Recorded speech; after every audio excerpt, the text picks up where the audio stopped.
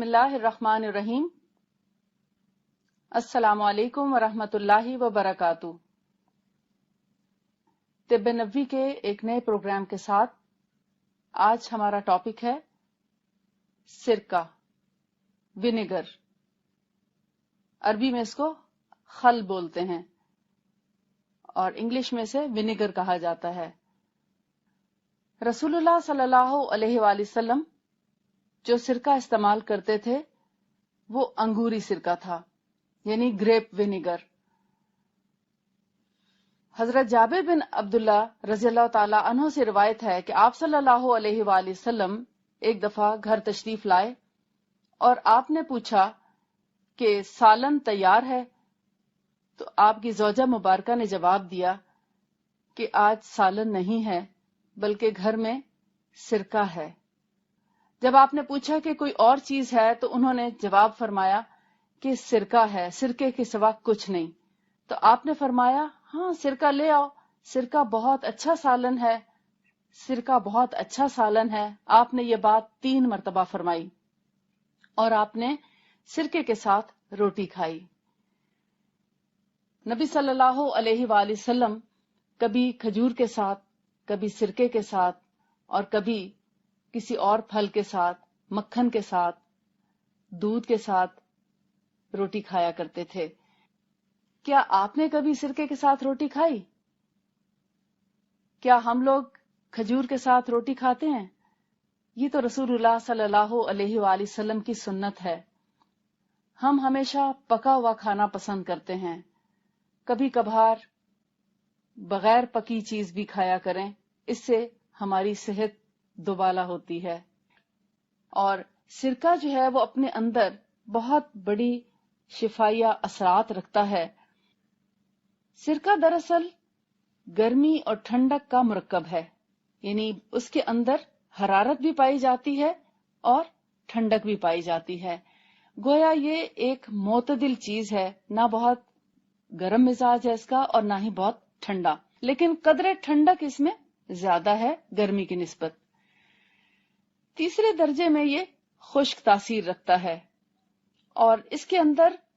قوت جاذبہ بہت ہے، یعنی جلد کے اندر بھی یہ بہت اچھے طریقے سے جذب ہو جاتا ہے، کسی بھی چیز کے اندر بہت آسانی سے حل ہو جاتا ہے۔ اور کسی بھی انفیکشن میں، جیسے اگر اس کو ناخن کے انفیکشن کے اوپر خاص طور پر لگانے کا اس کے تجربہ کیا گیا تو جیسے ان گروئنگ نیلز کے ساتھ پیپ پڑ جاتی ہے اور بار بار لوگوں کو اپنا ناخن کافی زیادہ کٹوانا پڑتا ہے، یا جب بھی ان کا ناخن بڑھتا ہے تو پس پڑنے لگتی ہے، تو ایسے میں بہت زیادہ تکلیف اٹھانا پڑتی ہے۔ ایسے پس والے، یعنی جو ناخن کے ساتھ پس پڑتی ہو یا ناخن کے اندر نیچے پس چلی جاتی ہو، اس پس تک یہ ہر پس پر لگانے والی چیز نہیں ہے۔ خاص طور پر انگلی کے سرے پر ناخن کے ساتھ جہاں پس پڑے اس پر اگر آپ آزما کر دیکھیں تو انشاءاللہ آپ دیکھیں گے کہ 2 سے 3 دن میں وہ ساری پس جو ہے وہ نکل جاتی ہے اور زخم کو بہت تیزی سے افاقہ شروع ہو جاتا ہے۔ اس کے علاوہ اگر پیٹ میں کبھی، بچوں کے پیٹ میں جیسے بعض اوقات ایسا ہوتا ہے کہ دودھ جم جاتا ہے یا انٹرنل بلیڈنگ ہونے سے کبھی خون جم جاتا ہے اور کبھی دودھ اور خون آپس میں جمع ہو جاتے ہیں، تو ایسی صورت میں یہ ان سب چیزوں کو تحلیل کر کے صاف کر دیتا ہے۔ صفائی کرنے کی اس کے اندر صلاحیت موجود ہے، اس لیے یہ معدے کی صفائی بھی بہت اچھی کرتا ہے، آنتوں کی صفائی بھی بہت اچھے طریقے سے کرتا ہے، جگر اور گردوں کے لیے بھی یہ بہت اچھی دوا ہے۔ ہمارے گردوں میں جب آہستہ آہستہ ڈپازٹ شروع ہو جاتے ہیں اور اس کے اندر ریت بننا شروع ہو جاتی ہے تو ان تمام گندگیوں اور آلائشوں کو سرکہ بہت اچھے سے صاف کرتا ہے۔ اسٹمک کے اندر جو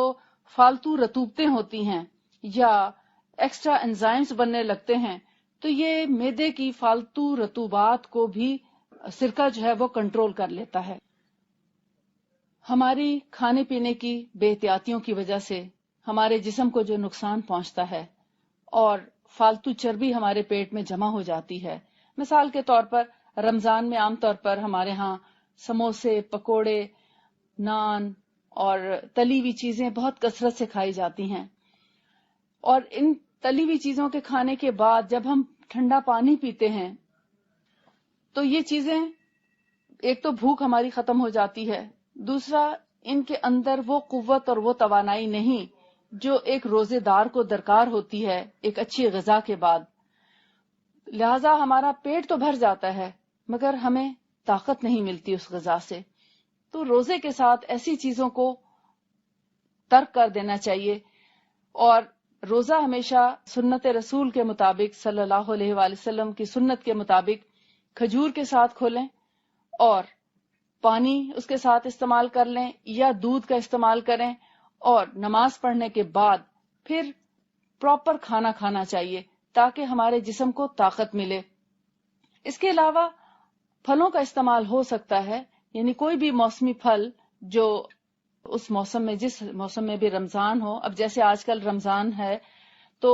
گرمی کا موسم ہے، تو آج کل کے پھلوں میں سے سب سے اچھا پھل جو ہے وہ تربوز ہے. اور رسول اللہ صلی اللہ علیہ وآلہ وسلم کی یہ سنت مبارکہ رہی کہ آپ صلی اللہ علیہ وآلہ وسلم تربوز کے ساتھ کھجور کھایا کرتے تھے. تو کسی صحابی نے پوچھا کہ یا رسول اللہ صلی اللہ علیہ وآلہ وسلم، تربوز اور کھجور آپ اکٹھے کھاتے ہیں، اس میں کیا حکمت ہے؟ تو آپ نے فرمایا کہ کھجور کی گرمی کو ہم تربوز کی سردی سے اور اس کی ٹھنڈک کو ہم اس کی گرمائش سے برابر یعنی معتدل کر دیتے ہیں. تو گویا ایک چیز اگر اپنی ٹھنڈی تاثیر زیادہ رکھے ہوئے ہے اور اس کے اندر پانی کا جو ہے وہ ایلیمنٹ زیادہ ہے، تو دوسری طرف کھجور کے اندر مٹھاس زیادہ ہے اور تھوڑا اس کے اندر حرارت زیادہ ہے، تو وہ دونوں آپس میں جب اکٹھے لیے جاتے ہیں تو بہت اچھی خوراک بن جاتی ہے، اور اس سے انسان کو بہت انرجی بھی ملتی ہے اور کسی قسم کی کوئی تکلیف نہیں ہوتی. جیسے بعض اوقات کچھ لوگ یہ کہتے ہوئے سنائی دیتے ہیں کہ جب ہم تربوز کھاتے ہیں تو ہمیں ہیضہ ہو جاتا ہے یا ہمارا پیٹ اپسیٹ ہو جاتا ہے، موشن آنے لگتے ہیں. تو اگر وہ تربوز کے ساتھ چاہے ایک کھجور بھی کھا لیں تو کھجور کا استعمال کر کے دیکھیں، انشاءاللہ ان کو یہ دوبارہ پرابلم نہیں ہوگی، موشن نہیں آئیں گے. اور جن لوگوں کو کھجور کھانے سے سینے میں جلن ہوتی ہے تو وہ بھی دیکھیں کہ جب کھجور کو تربوز کے ساتھ لیں گے تو انشاءاللہ کھجور ان کو وہ جلن نہیں کرے گی جیسا کہ اکیلے میں کرتی ہے. لہٰذا یہ دونوں بہت اچھا کمبینیشن ہے، دونوں کا ملا کر کھانا. ان دونوں کو ملا کر لینے سے سنت بھی پوری ہوگی اور ہمارے جسم کو فائدہ بھی دگنا ملے گا انشاءاللہ، اور انرجی بھی ملے گی. میدا اور میدے سے بنی ہوئی چیزیں، چاہے وہ بیکری آئٹمز ہوں، سموسے، کیک، نان، پیسٹری وغیرہ، یا پھر مٹھائیاں، ان کے ساتھ ٹھنڈے پانی کا استعمال بہت ہی نقصان دہ ہے. ان چیزوں کو چھوڑ کر اگر ہم سیدھے سادے طریقے سے کھانا کھائیں اور کھانے سے وہ طاقت اور قوت ہم لیں گے کہ اس کے بعد پھر ہم تراویح اور نماز کے لیے اپنے آپ کو تیار کر سکیں گے. اور کھانا جس طرح کے حکم ہے بھوک رکھ کر ہی کھانا چاہیے، تو رمضان میں بھی بہت پیٹ بھرنے کی ضرورت نہیں ہوتی. اگر آپ 2-3 دن اس چیز کا تجربہ کر کے دیکھ لیں کہ کھانا بہت پیٹ بھر کے نہ کھائیں بلکہ ابھی تھوڑی بھوک باقی ہو تو اس کو چھوڑ دیں،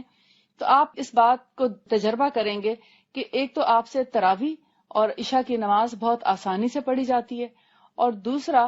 جب آپ سوتے ہیں تو آپ کو نیند بھی اچھے سے آ جاتی ہے، معدہ ڈسٹرب نہیں کرتا آپ کی نیند کو، اور تیسرا سحری میں اٹھنے کی بھی سہولت ہو جاتی ہے. آپ کا سحری کے وقت تک کھانا ہضم ہو چکا ہوتا ہے اور اس وقت بھوک اچھی لگتی ہے اور دل چاہتا ہے کہ سحری کی جائے. اور جب آپ سحری کر کے روزہ رکھتے ہیں تو سارا دن آپ حشاش بشاش رہتے ہیں اور روزہ آپ کو تنگ نہیں کرتا. اس طرح آپ سارا دن ایکٹیو ہو کے جو بھی اپنی کام ہے روزمرہ کے، اپنی ذمہ داریاں ہیں، ان کو بھی بہت اچھے سے نبھا سکتے ہیں. اور سحری کھانے کی وجہ سے دوپہر میں آپ قدرے آرام کریں تو آپ کو نیند بھی آ سکتی ہے. لیکن اگر آپ بغیر سحری کھائے روزہ رکھیں گے تو وہ روزہ جو ہے آپ کو محسوس زیادہ ہوگا اور آپ کی جو دن بھر کی ایکٹیویٹیز ہیں وہ اس سے متاثر ہوں گی اور آپ اپنی ذمہ داریوں سے پوری طرح عہدہ برا نہیں ہو سکیں گے. اس لیے کہ نبی صلی اللہ علیہ وآلہ وسلم نے فرمایا کہ سحری کھانے میں برکت ہے، اور جو سحری کھاتے ہیں فرشتے ان کے لیے دعائیں کرتے ہیں. تو سحری ضرور کھائیں، فرشتوں کی دعائیں بھی لیں اور روزے کو بھی بہترین طریقے پر پورا کرنے کی کوشش کریں. تو ہم بات کر رہے تھے سرکے کی یعنی انگوری سرکے کی جو رسول اللہ صلی اللہ علیہ وآلہ وسلم استعمال کیا کرتے تھے، اور آپ صلی اللہ علیہ وآلہ وسلم نے اس کے اندر تو جو فائدے بتائے، سائنس نے جو اس دور میں ریسرچ کی اس کے بعد پتہ چلتا ہے کہ اسے بہت سی بیماریوں میں آزما کے دیکھا گیا، اس سے بہت فائدے ہوئے۔ کہتے ہیں کہ اگر اس سرکے کو گرم کر کے تو اس سے کلی کی جائے، یعنی سرکے کو ہلکا سا گرم کر کے اگر کلی کی جائے تو دانتوں میں درد کو بہت جلدی آرام آ جاتا ہے، اور اس سے مسوڑے بھی مضبوط ہوتے ہیں۔ سرکے کو 5 منٹ سے زیادہ منہ میں نہیں رکھنا چاہیے، کیونکہ اگر سرکے کو منہ میں زیادہ دیر کے لیے رکھیں تو وہ دانتوں کو نقصان پہنچاتا ہے۔ 5 منٹ سے پہلے ہی کلی کر کے اس کو تھوک دینا چاہیے، اور پھر سادہ پانی سے کلی کر لینی چاہیے تاکہ کسی قسم کا کوئی سائیڈ ایفیکٹ نہ ہو۔ اور بھوک کی خواہش کو بڑھاتا ہے، اس سے بھوک بہت اچھی لگتی ہے، ہاضمہ اچھا کرتا ہے، گیسز یعنی جسم کے اندر اگر ریاح اور گیسز پیدا ہوتی ہیں ان کا خاتمہ کرتا ہے، معدے کی صحت کے لیے بہترین غذا بھی ہے اور دوا بھی ہے۔ گرم موسم میں اور خاص طور پر گرم علاقوں میں یہ لوگوں کے بہت فائدے کی چیز ہے، اور سردی کے موسم میں بھی یہ فائدہ پہنچاتا ہے اگر اس کو گرم پانی میں ملا کر لیا جائے۔ گرمیوں میں اس کو نارمل پانی میں بھی لیا جا سکتا ہے، اور سردیوں میں جب اس کو لیا جائے تو تھوڑا گرم پانی کر کے، جسے نیم گرم پانی میں اس کو لیا جائے تو یہ زیادہ فائدے مند ہے، کیونکہ سردی کے موسم میں سردی ہوتی ہے اور اس کی تاثیر قدرے ٹھنڈی ہے، تو اس لیے اس کو اگر آپ ٹھنڈے پانی سے لیں گے تو نزلہ کھانسی کا امکان ہے، لیکن اگر آپ اس کو گرم پانی میں لیں گے تو انشاءاللہ اس کی جو سردی کی کیفیت ہے وہ کم ہو جائے گی، تو نزلے کھانسی سے آپ بچے رہیں گے۔ اس کا جو اچھا وقت ہے، یعنی اگر آپ جسم کے اندر سے گندے مادوں کے اخراج، باڈی کو ڈیٹاکس کرنے کی کوشش میں ہیں، اور آپ چاہتے ہیں کہ جسم کے اندر سے گندے مادوں کا اخراج ہو جائے، تو اس کا بہترین وقت جو ہے وہ صبح کا ہے۔ صبح فجر کی نماز کے بعد اس کو 1 سے 3 چمچ اس کی خوراک ہوتی ہے۔ چھوٹے جیسے 8-10 سال تک کے بچے ہیں تو ان کو 1 ٹیبل سپون، اور اگر بڑے لوگ ہیں تو وہ 2 سے 3 ٹیبل سپون تک 1 گلاس نیم گرم پانی میں ڈال کر خالی پیٹ لے سکتے ہیں۔ اور یہ جو صبح سویرے لینا ہے، اس کو خالی پیٹ لینے کے بعد، تو اس کے بعد آپ آدھا گلاس سادہ پانی ضرور پی لیں، یا 1 گلاس بھی پی لیں تو کوئی حرج نہیں۔ البتہ اس کے پینے کے بعد پھر 1 گھنٹے تک کھائیں کچھ نہیں، تو سرکہ زیادہ اچھا اثر رکھتا ہے، اور اسپیشلی دودھ کی بنی ہوئی چیز 1 گھنٹے تک نہیں لینی۔ اس کو صبح فجر کے بعد، فجر کی نماز کے بعد لیا جائے، اور اس کی خوراک 1 کھانے کے چمچ سے لے کر، یعنی چاول کا جو چمچ ہوتا ہے کھانے کا، اس کے 1 کھانے کا چمچ اس کو 1 گلاس پانی میں ڈال کر پیا جائے، اور آہستہ آہستہ اس کی مقدار بڑھاتے ہوئے 3 چمچ تک لے آئی جائے، تو انشاءاللہ یہ جسم کے اندر سے تمام گندے مادوں کے اخراج کے لیے ایک بہترین دوا ہے، اور یہ بلڈ پریشر، کولیسٹرول اور ٹرائیگلیسرائڈ وغیرہ، یورک ایسڈ کے لیے بھی بہت مفید ہے۔